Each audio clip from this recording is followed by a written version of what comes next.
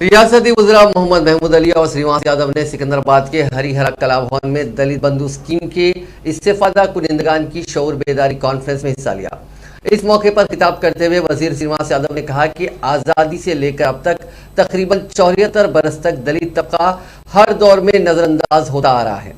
दलितों की माशी, तालीमी और समाजी पसमानदगी का जायजा लेने के बाद चीफ मिनिस्टर चंद्रशेखर राव ने दलित बंधु स्कीम को मुतारिफ किया, जिसके तहत रियासत के हर दलित खानदान को 10 लाख रुपए की माली इमदाद फराहम करते हुए उन्हें माशी तौर पर आगे बढ़ाने की कोशिश की जाएगी।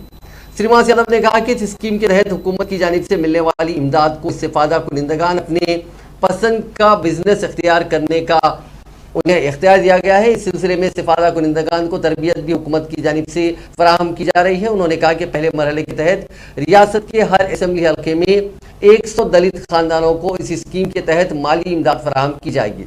दूसरे मरहले में हर असेंबली हल्के के 1500 खानदानों का इंतखाब किया जाएगा। उन्होंने कहा कि इस स्कीम के तहत रियासती हुकूमत करोड़ों रुपए खर्च करने तैयार है। इस तकरीब में जिला कलेक्टर हैदराबाद श्रमन, रुकन असेंबली दानम नागेंद्र और दूसरे मौजूद थे।